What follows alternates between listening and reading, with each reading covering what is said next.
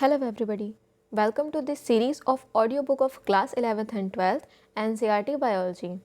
This is chapter 17 of class 11th, which is breathing and exchange of gases.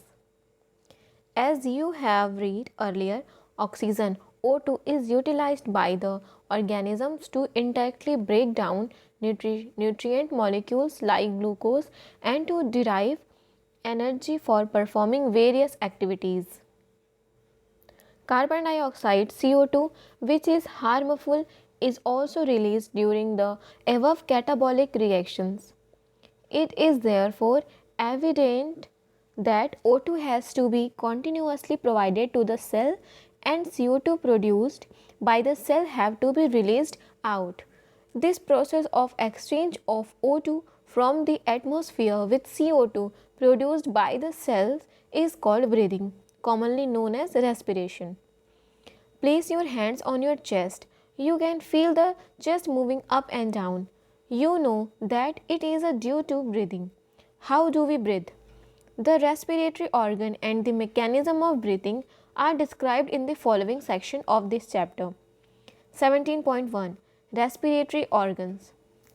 Mechanisms of breathing vary among different group of animals depending mainly on their habitats and level of organizations. Lower invertebrates like sponges, coelentrates, flatworms, etc. exchange O2 with CO2 by simple diffusion over their entire body surface. Earthworms use their moist cuticle and insects have a network of tracheal tubes to transport atmospheric air within their body. Special vascularized structure called gills are used by most of the aquatic arthropods and mollusks, where vascularized bags called lungs are used by the terrestrial forms for the exchange of gases. Among vertebrates, fishes use gills, whereas reptiles, birds, and mammals respire through lungs. Amphibians like frogs can respire through their moist skin also. Mammals have a well developed respiratory organ. Human respiratory system. We have a pair of external nostrils opening out above the upper lips. It leads to a nasal chamber through the nasal passage. The nasal chamber opens into the pharynx, a portion of which is the common passage for food and air. The pharynx opens through the larynx region into the trachea. Larynx is a cartilaginous box which help in sound production and hence called the sound box. During swallowing, glottis can be covered by a thin elastic cartilaginous flap called epiglottis to prevent the entry of food into the larynx. Trachea is a straight tube extended up to the mid-thoracic cavity, which divide at the level of fifth thoracic vertebra into a right and left primary bronchi. Each bronchi undergoes repeated division to form the secondary and tertiary bronchi and bronchioles, ending up in a very thin terminal bronchioles. The trachea, primary, secondary and tertiary bronchi and initial bronchioles are supported by incomplete cartilaginous ring. Each terminal bronchiole gives rise to a number of very thin, irregular walled and vascularized bag-like structure called alveoli. The branching network of bronchi, bronchioles and alveoli comprise the lungs. Figure 17.1. We have two lungs which are covered by a double layered pleura with pleural fluid between them. It reduces friction on the lung surface.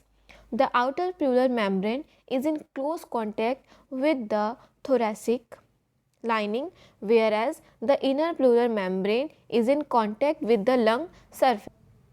The part starting with the external nostrils up to the terminal bronchioles constitute the conducting part, whereas the alveoli and their ducts form the respiratory or exchange part of the respiratory system.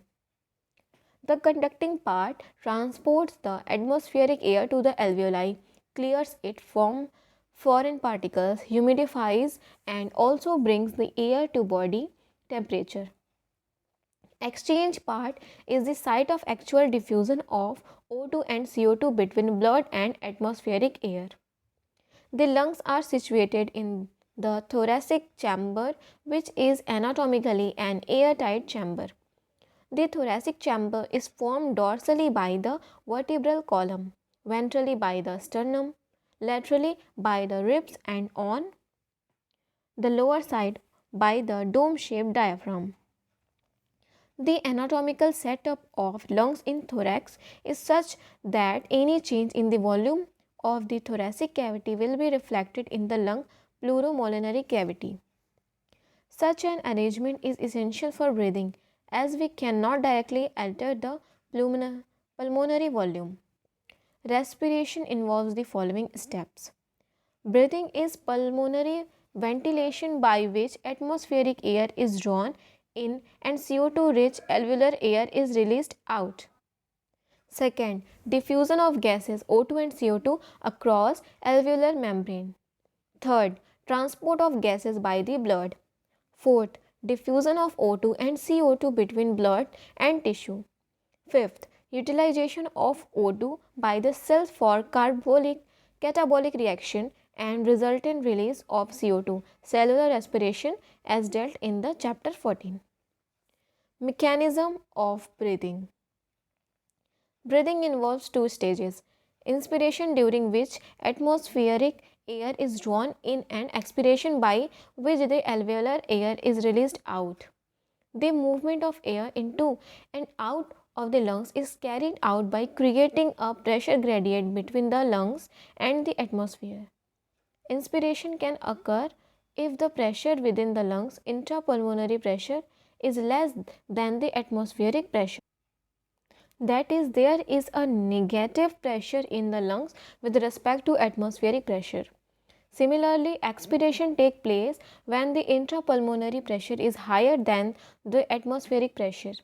The diaphragm and a specialized set of muscles, external and internal, intercostal between the ribs, help in generation of such gradients. Inspiration is initiated by the contraction of diaphragm, which increases the volume of thoracic chamber in the antero-posterior axis. The contraction of external intercostal muscle lift up the ribs and the sternum, causing an increase in the volume of the thoracic chamber in the dorso-ventral axis. The overall increase in the thoracic volume causes a similar increase in pulmonary volume. An increase in pulmonary volume decreases the intrapulmonary pressure to less than the atmospheric pressure, which forces the air from outside to move into the lungs. That is inspiration. Relaxation of the diaphragm and the intercostal muscle return the diaphragm and sternum to their normal position and reduce the thoracic volume and thereby the pulmonary volume. This leads to an increase in intrapulmonary pressure to slightly above the atmospheric pressure, causing the expulsion of air from the lungs, that is expiration. We have the ability to increase the strength of inspiration and expiration with the help of additional muscles in the abdomen. On an average, a healthy human breathes 12 to 16 times per minute. The volume of air involved in breathing movements can be estimated by using a spirometer, which help in clinical assessment of pulmonary function. Respiratory volumes and capacities. Tidal volume. Volume of air inspired or expired during a normal respiration. It is approx 500 ml. That is, a healthy man can inspire or expire approximately 6000 to 8000 ml of air per minute. Inspiratory reserve volume IRV. Additional volume of air a person can inspire by a forcible inspiration. This averages 2500 ml to 3000 ml. Expiratory reserve volume ERV. Additional volume of air a person can expire by a forcible expiration. This averages 1000 ml to 1100 ml. Residual volume RV. Volume of air remaining in the lungs even after a forcible expiration. This averages 1100 ml to 1200 ml. By adding up a few respiratory volumes described above, one can derive various pulmonary cavities, which can be used in clinical diagnosis. Inspiratory capacity IC, total volume of air a person can inspire after a normal expiration. This includes tidal volume and inspiratory reserved volume TV plus IRV. Expiratory capacity EC, total volume of air a person can expire after a normal inspiration. This includes tidal volume and expiratory reserved volume TV plus ERV. Functional residual capacity FRC, volume of air that will remain in the lungs after a normal expiration. This includes ERV plus RV. Vital capacity VC, the maximum volume of air a person can breathe in after a forced expiration. This includes ERV, TV, and IRV, or the maximum volume of air a person can breathe out after a forced inspiration. Total lung capacity, total volume of air accommodated in the lungs at the end of a forced inspiration. This includes RV, ERV, TV, and IRV, or vital capacity plus residual volume. Exchange of gases. Alveoli are the primary sites of exchange of gases. Exchange of gases also occur between blood and tissues. O2 and CO2 are exchanged in this site by simple diffusion, mainly based on pressure concentration gradient. Solubility of the gases as well as the thickness of the membranes involved in diffusion are also some important factors that can affect the rate of diffusion. Pressure contributed by an individual gas in a mixture of gases is called partial pressure and is represented as PO2 for oxygen and PCO2 for carbon dioxide. Partial pressure of these two gases in the atmospheric air and the two sites of diffusion are given in table 17.1 and in figure 17.3. The data given in the table clearly indicates a concentration gradient for oxygen from alveoli to blood and blood to tissue. Similarly, a gradient is present for CO2 in the opposite direction, that is, from tissue to blood and blood to alveoli. As the solubility of CO2 is 20 to 25 times higher than that of O2, the amount of CO2 that can diffuse through the diffusion membrane per unit difference in partial pressure is much higher compared to that of O2. The diffusion membrane is made up of three major layers, namely the thin squamous epithelium is of alveoli, the endothelium of alveolar capillaries and the basement substance in between them. However, its total thickness is much less than a millimeter. Therefore, all the factors in our body are favorable for diffusion of O2 from alveoli to tissue, that of CO2 from tissue to alveoli. Transport of gases. Blood is the medium of transport of O2 and CO2. About 97% of O2 is transported by RBCs in the blood. The remaining 3% of O2 is carried in a dissolved site through the plasma. Nearly 20 to 25% of CO2 is transported by RBCs, whereas 70% of it is carried as bicarbonate. About 7% of CO2 is carried in a dissolved state through plasma. Transport of oxygen. Hemoglobin is a red colored iron containing pigment present in the RBCs. O2 can bind with hemoglobin in a reversible manner to form oxyhemoglobin. Each hemoglobin molecule can carry a maximum of 4 molecules of O2. Binding of oxygen with hemoglobin is primarily related to partial pressure of O2. Partial pressure of CO2, hydrogen ion concentration and temperature are the other factors which can interfere with this binding. A sigmoid curve is obtained when percentage saturation of hemoglobin with O2 is plotted against the PO2. This curve is called the oxygen dissociation curve and is highly useful in studying the effect of factors like PCO2, H plus concentration, etc. on binding of O2 with hemoglobin. In the alveoli where there is high PO2, low PCO2, lesser H plus concentration and lower temperature, the factors are all favorable for the formation of oxyhemoglobin. Whereas in the tissue where low PO2, high PCO2, high H plus concentration and higher temperature exist, the conditions are favorable for dissociation of oxygen from the oxyhemoglobin. This clearly indicates that O2 gets bound to hemoglobin in the lung surface and gets dissociated at the tissue. Every 100 ml of oxygenated blood can deliver around 5 ml of O2 to the tissue under normal physiological conditions. Transport of carbon dioxide. CO2 is carried by hemoglobin as carbaminohemoglobin, about 20 to 25%. This binding is related to the partial pressure of CO2. PO2 is a major factor which could affect this binding.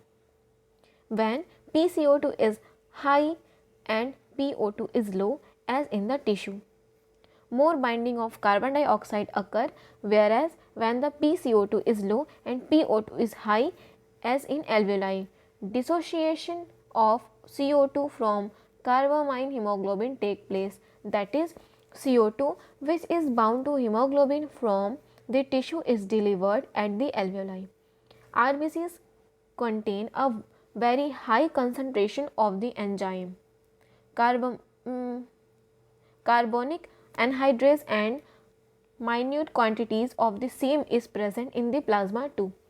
This enzyme facilitates the following reaction in both directions: CO2 plus H2O, carbonic anhydrase, H2, CO3, carbonic anhydrase, HCO minus 3 plus H plus. At the tissue site where partial pressure of CO2 is high due to catabolism, CO2 diffuses into blood, RBC and plasma and form HCO3 minus and H plus. At the alveolar site where PCO2 is low, the reaction proceeds in the opposite direction, leading to the formation of CO2 and H2O. Thus, CO2 trapped as bicarbonate at the tissue level and transported to the alveoli is released out as CO2. Every 100 ml of deoxygenated blood delivers approximately 4 ml of CO2 to the alveoli. Regulation of respiration.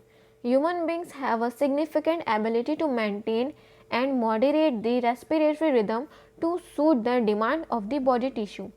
This is done by the neural system, a specialized center present in the medulla region of the brain called respiratory rhythm center is primarily responsible for the regulation.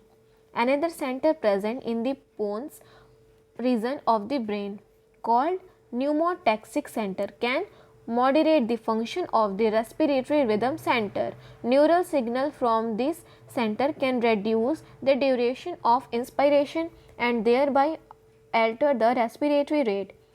A chemosensitive area is situated adjacent to the rhythm center, which is highly sensitive to CO2 and hydrogen ions.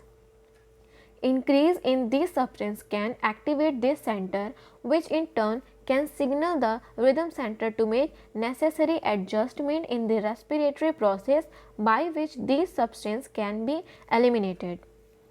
Receptor associated with aortic arc and Carotid artery also can recognize changes in CO2 and H plus concentration and send necessary signals to the rhythm center for remedial actions. The role of oxygen in the regulation of respiratory rhythm is quite insignificant. Disorders of respiratory system. Asthma is a difficulty in breathing causing wheezing due to inflammation of bronchi and bronchioles. Emphysema is a chronic disorder in which alveolar walls are damaged due to which respiratory surface is decreased. One of the major causes of this is cigarette smoking. Occupational respiratory disorder. In certain industries, especially those involving grinding or stone breaking, so much dust is produced that the defense mechanism of the body cannot fully cope with the situation. Long exposure can give rise to inflammation leading to fibrosis, proliferation of fibrous tissue, and thus causing serious lung damage. Workers in such industries should wear protective masks. Summary. Cells utilize oxygen for metabolism and produce energy along with substances like carbon dioxide, which is harmful. Animals have evolved different mechanisms for the transport of oxygen to the cells and for the removal of carbon dioxide from there. We have a well developed respiratory system comprising two lungs and associated air passage to perform this function. The first step in respiration is breathing, by which atmospheric air is taken in inspiration and the alveolar air is released out expiration. Exchange of O2 and CO2 between deoxygenated blood and alveoli, transport of these gases throughout the body by blood, exchange of O2 and CO2 between the oxygenated blood and tissue, and utilization of O2 by cells, cellular respiration are the other steps involved. Inspiration and expiration are carried out by creating pressure gradients between the atmosphere and the alveoli with the help of specialized muscle intercostal and diaphragm. Volume of air involved in these activities can be estimated with the help of spirometer and are of clinical significance. Exchange of O2 and CO2 at the alveoli and tissue occur by diffusion. Rate of diffusion is dependent on the partial pressure gradient of O2, PO2 and CO2, PCO2, their solubility as well as the thickness of the diffusion surface. These factors in our body facilitate of O2 from the alveoli to the deoxygenated blood as well as from the oxygenated blood to the tissue. The factors are favorable for the diffusion of CO2 in the opposite direction, that is from tissue to alveoli. Oxygen is transported mainly as oxyhemoglobin in the alveoli where PO2 is higher. O2 gets bound to the hemoglobin which is easily dissociated at the tissue where PO2 is low and PCO2 and H plus concentration are high. Nearly 70% of carbon dioxide is transported as bicarbonate HCO3- with the help of the enzyme carbonic anhydrase. 20 to 25% of carbon dioxide is carried by hemoglobin as carbaminohemoglobin. In the tissue where PCO2 is high, it gets bound to blood, where in the alveoli where PCO2 is low and PO2 is high, it gets removed from the blood. Respiratory rhythm is maintained by the respiratory center in the medulla region of brain, a pneumotaxic center in the pons region of the brain, and chemosensitive area in the medulla can alter respiratory mechanism.